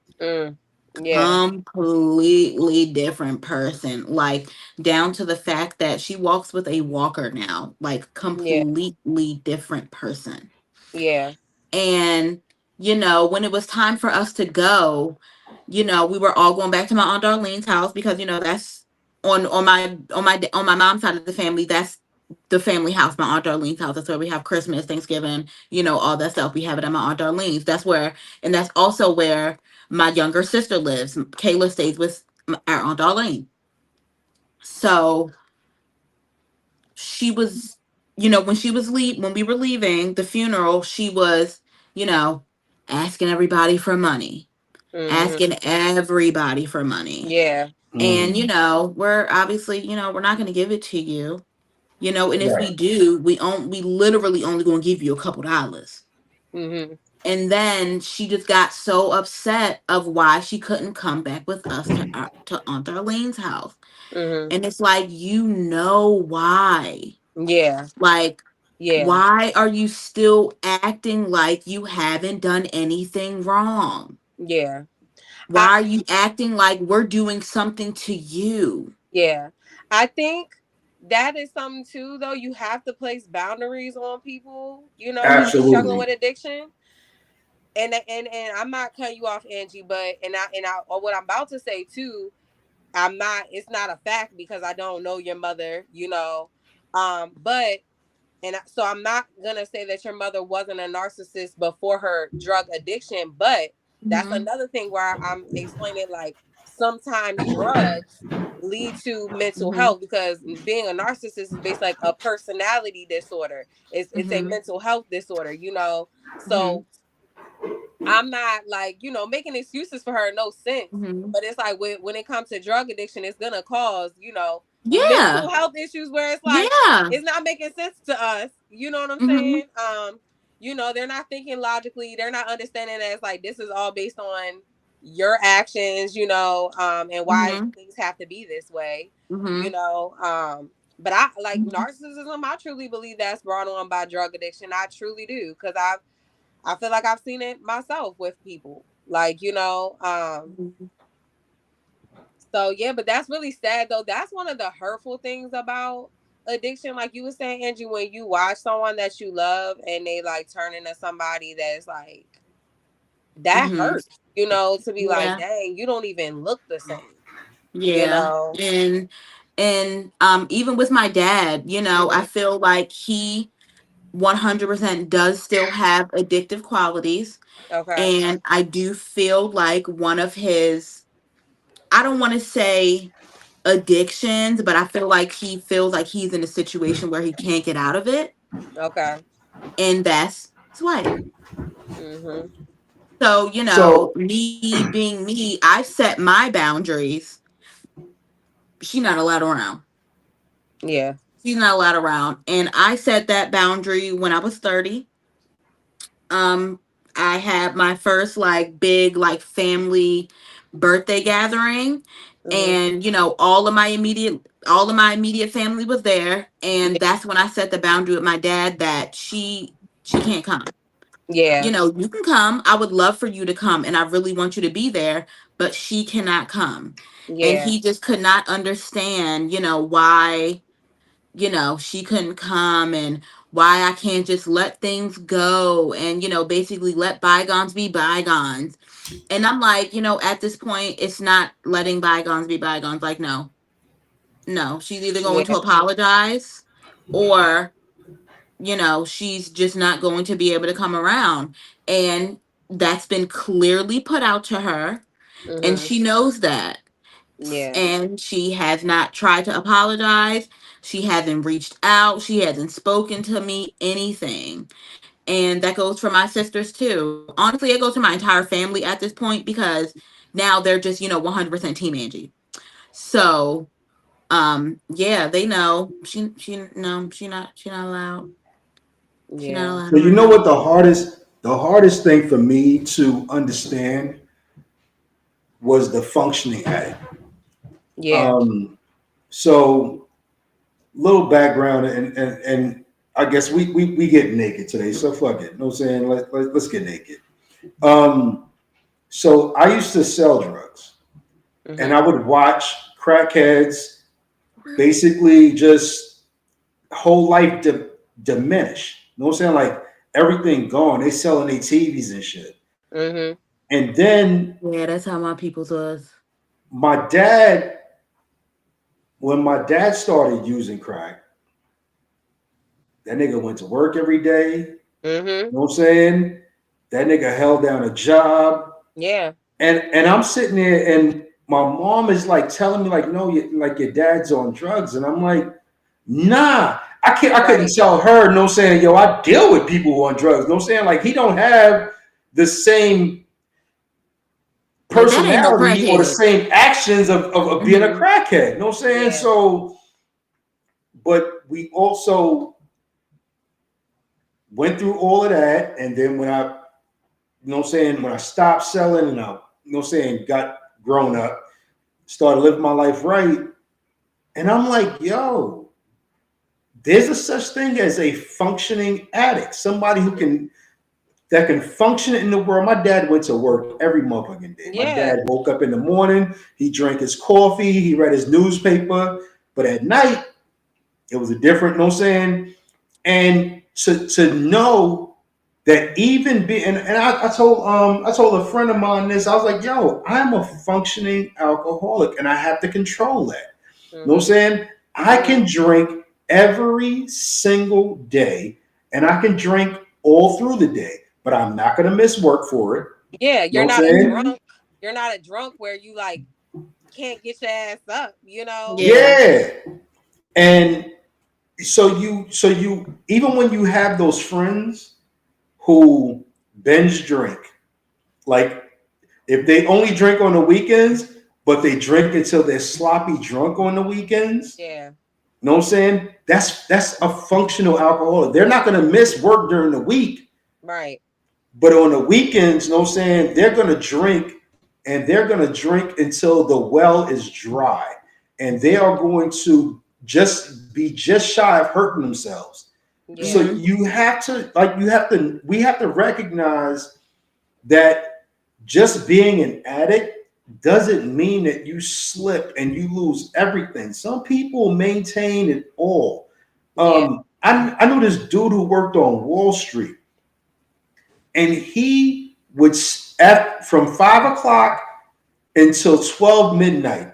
Mm-hmm. That nigga would sniff cocaine like it's nobody's business, and he would get up the next day and he would excel in his job because the cocaine was his drive. If he could make money, he could buy coke. So that was his driver. So that means whenever he would be at work, he would excel at his job so he can make more money. So that when he gets off work, he can always have a good stash of coke. And this dude was to the point of sniffing an 8-ball of cocaine a night. That's crazy.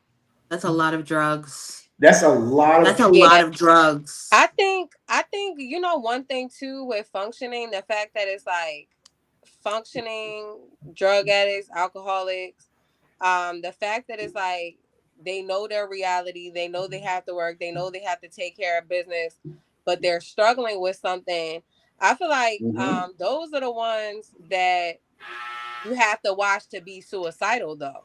Because I mean, don't get me wrong, the ones that is far gone, I'm not saying some people getting high and they like, well, if I go, I go. At least I'm leaving out high, but I think the ones that are the functioning ones, they struggle with reality versus the demons that they're fighting, and sometimes those are the ones that it's like, I'm tired of putting on a front, because this is really what I'm dealing with behind closed doors, and think about even like the celebrities that done committed suicide, even if it's not celebrities, just average people that were struggling with some type of addiction, but they were functioning, what I'm saying? But they felt like, I want to take myself out of here, because as soon as something goes wrong, as soon as one aspect of their life goes wrong, they feel like everything is crumbling and they already have the addiction. So, so they're already an addict, but they're functioning. But the things that they're functioning in, if one of those things disappear or fall apart, that's everything. Yeah, everything that was keeping them going, functioning. Yep. You know what I'm saying? So it's like, when people say like, when people lose it all, then they have nothing to lose. So now I don't give a fuck. I'm taking everybody out. Like those are the most dangerous people. To themselves or to other people. Yeah, but even like, okay, so we really talk about gambling or like, and even like with stealing, but like sometimes with drug addiction, alcoholism, gambling. It gets so bad that people are stealing from you just to maintain their addiction. Or say if you're married, like say if you're married and like you got a gambling addiction or something, or a drug addiction that your spouse don't know about, and it gets to the point where it's like you taking money out the savings account just to feed your addiction. Like how is these things that people would deal with in a marriage, or even we're gonna throw all of it in our sex too. Say you having sex with your partner, but your partner like going in the bathroom behind your back, like masturbating, watching porn, and going crazy. And this is like something that they can't control. Like, how do you handle these situations? So, I think everybody has to have a certain level of understanding because everybody has that one thing that they can become addicted to. And you have to look at it that way. Like you have to look at it as if I ever slipped, I can become addicted to X. You know what I'm saying? So if you look at it that way, then you start to have a lot more empathy for somebody who has slipped already. Yeah. You know what I'm saying? They're already there. So, right. But don't let anyone else's addictions take you down. Right. Like, you know what I'm saying? You have to know when to cut that off and when to create your barriers. You know what I'm saying? What Angie was saying, you know what I'm saying? Like, I respect the fact that you knew, okay, this is when I have to start creating barriers because I don't want anybody else's addictions to create problems in my life. So even when you're in a relationship, I believe wholeheartedly in if your mate is addicted to anything, give them the opportunity to get straight. You know what I'm saying? Whether it be sex or drugs or whatever, give them an opportunity, but never overextend yourself to the point where you allow them to destroy you. I agree. I agree. I shout out to all the women who never really realized what my addiction was, but they didn't let it destroy them. Yeah. It didn't make them feel like they were less than a person or less than a woman because I was out there cheating and doing what I was doing, whatever. But instead, they cut me off. They set boundaries and they cut me off. Yeah. Because and people laugh at sex addiction. Oh, we all addicted to sex. No. Sex addiction is so sneaky. Yeah. You know what I'm saying? It's so because everybody has sex. It's like, okay, well, we all having sex. It's like if everybody was doing coke, you wouldn't look at a coke addict and go, "Oh my God, you're an addict." You'd be like, right. "Oh shit, we all sniff coke. Fuck, that's what the fuck we do." Right. But when sex consumes your life, when sex becomes your everything, when you wake up in the morning, when you go to bed at night, you like you just said, you can just finish having sex, and then you still got to go masturbate, and you did orgasm. Yeah, you know what I'm saying? Yeah, that's when sex is a problem, and so many people ignore that shit because we make sex for men, at least. We make sex our ultimate conquest. Yeah, but you got women that have sex addictions too. Yeah, absolutely. And also you have a problem if you're willing to have risky sex. Unprotected, like with any and every single person. It don't even matter what they look like, or how they operate, or if they're clean or not. Like, that's how you have an issue too, but I feel like with addiction, of course, they have like support groups, they have rehabilitation. A lot of times with alcoholics, they have you go to the hospital, detox, but I think one thing, I'm a firm believer in faith. because I do know people around me that struggle with drug addiction and even being alcoholic. And I also feel like if you have a firm belief in God, don't ever underestimate the power in praying for someone. It's been somebody very close to me that struggled with addiction, a couple different addictions, and like consistently praying and praying and praying, and even how they got out of it, it was they never stepped foot in a rehabilitation center, so I think that's the thing about it too, the power of God. And if you are struggling with addiction, and you do believe in God, I feel like don't ever sleep on that. Is going to him, you know outside of using other tools, therapy, going to rehab, whatever you have to do to overcome the addiction. But I personally believe going to God is one of the first steps, to once you recognize that, but yeah, I'm not a firm believer on writing people off, especially when you know that they're going through stuff. So it hurts me if I have to distance myself because I'm either scared for my safety or because you're stealing from me or something like that, where it's like, at this point I have to separate myself, but still I'm a very empathetic person. So even if I did have to distance myself, I feel like I'm one of the people that probably down the line would reach out to you, and just be like, hey, how you doing? Because I truly don't believe, the way I look at things now versus when I was young, you take a lot of shit personal, even within our parents. We talked about that, like taking shit personal, but a lot of us don't know our parents' stories. We don't know the traumas that our parents faced and what led them to go down the path that they have. That's one thing why I can't really give my dad empathy, regardless of what happened with me growing up, is because I learned a lot of things that, okay, it made sense as an adult why it led him to not show up in my life as a dad. I'm grateful to God that like me and my dad are actually having a good relationship now. Like, we talk more than I ever talked in my life. Like we be on the phone an hour and a half, and it's wonderful. But I think that did a huge shift for me, even talking to my therapist, is that you just don't know what people go through. So I'm not making no excuses for anybody that is struggling with addiction or if they hurt you because they're struggling with addiction, but also like empathize and have a little bit of grace because you really don't know the deepest. People suppress a lot of things.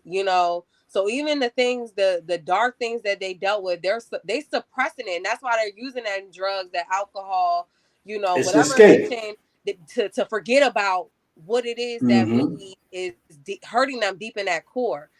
So they're not going to be like, oh, I use this drug because this happened or whatever.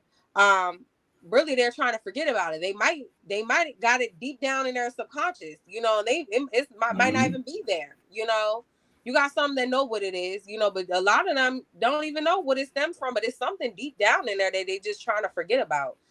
So try not to take it personal and just pray for them, be there as much as you can be, but just like Dawn said, like, do not put yourself in a position where jeopardize the thing that you have for yourself. And that I feel like that's a lot of truth to that. I really respect you even saying that, Dawn.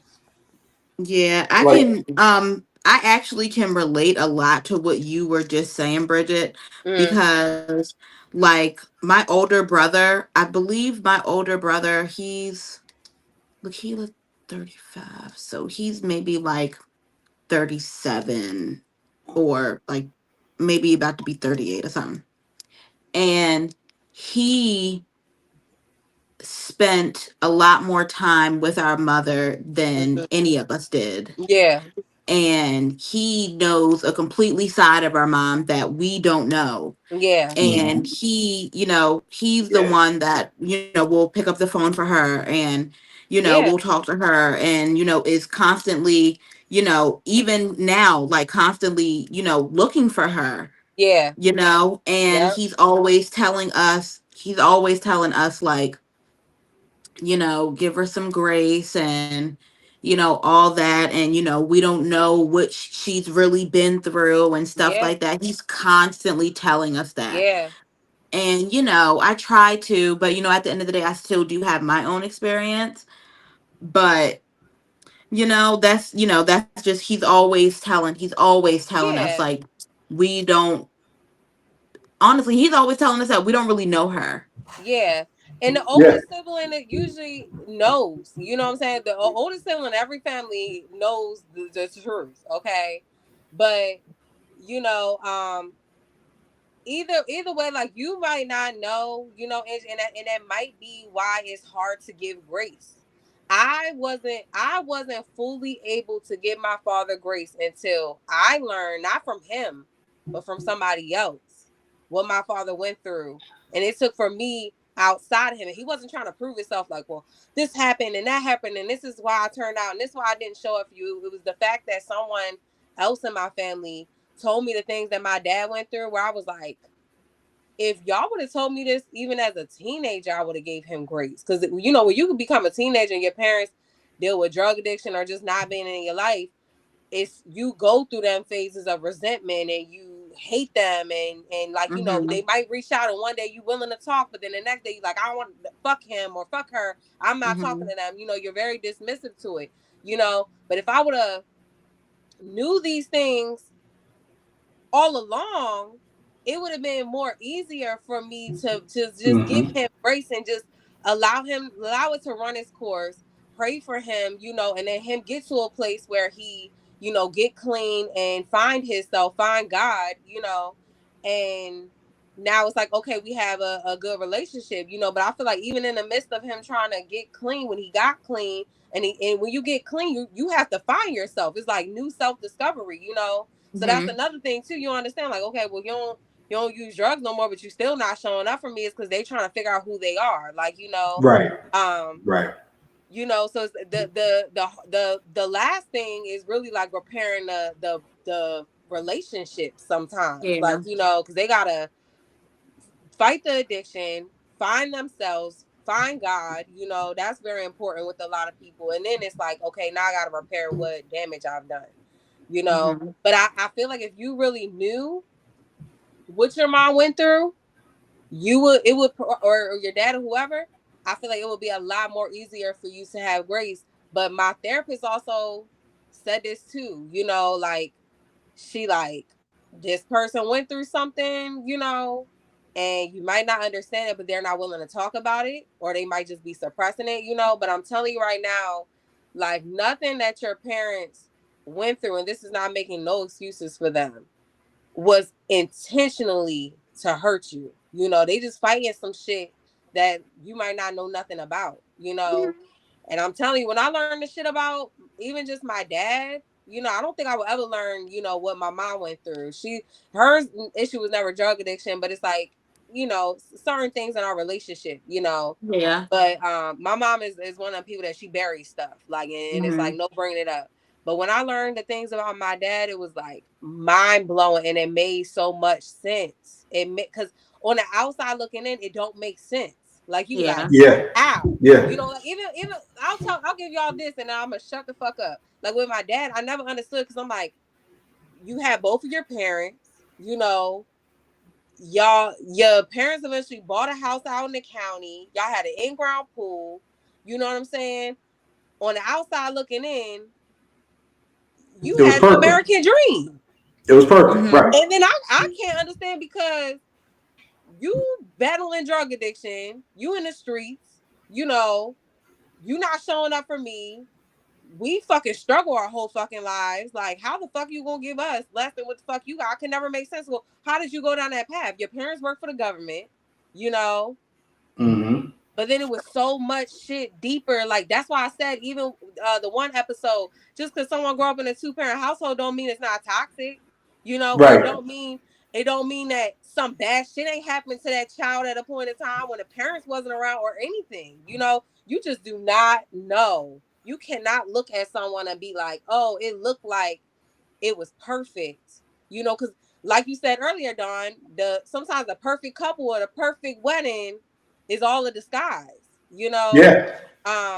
So it don't matter what it looked like to anybody. That shit do not mean that someone did not go through some real traumatic things in their life that cause them to go down that road, you know. Sorry, y'all. So we're gonna start wrapping up, but I definitely want to in the future. And I know I say this a lot, and we don't really get back around to the show, but I really want us to touch later on back on addiction, because like this is something real that touches a lot of our lives, and sometimes having the courage to talk about it is just hearing somebody else talk about it. So we're definitely going to touch back on this. I don't want to put anything on the calendar because we got a bunch of shows, but I want to circle back on this. I want to circle back on addiction, because it released some things from my heart tonight. Just being able to discuss the things that I had to watch happen, and there's so many other things. Like I said, I sold drugs, so I was a part of the problem. You know what I'm saying? So I definitely want to touch back on this.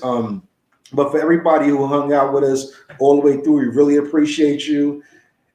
Please, at the bottom of the screen, 988. It's suicide prevention, but it's also an addiction helpline. Yeah. So if you know anybody who you think might be struggling, give them that number. It's a simple number. If you could dial 911, you could dial 988. Yep. So and they'll come to you. They'll find a way to help you through your problem, or at least help you to get to some people who can help you with your problem. Yeah. So whether it be gambling, sex, drugs, whatever, if it's an addiction, give them that number. And if you need it, use it. From all of us, like if y'all didn't see that we got fucking naked tonight, then y'all are blind, because we ain't got no fucking clothes on right now. We've been real and real honest. Yeah. So we'll probably have more fun-filled shows in the future, but sometimes we gotta get serious. Hold on. Y'all know like deep shit. I know. And you had a question for us, though. I'm gonna be real. My question will take us to a whole nother hour. We're gonna have to save that. All right. So I need you to write that question down. Write that question down. We're gonna open the show up next week with your question. Yeah. Until next week, people. Every Wednesday. Easy, people. Be easy. I love y'all. I said it first. Love y'all. Later.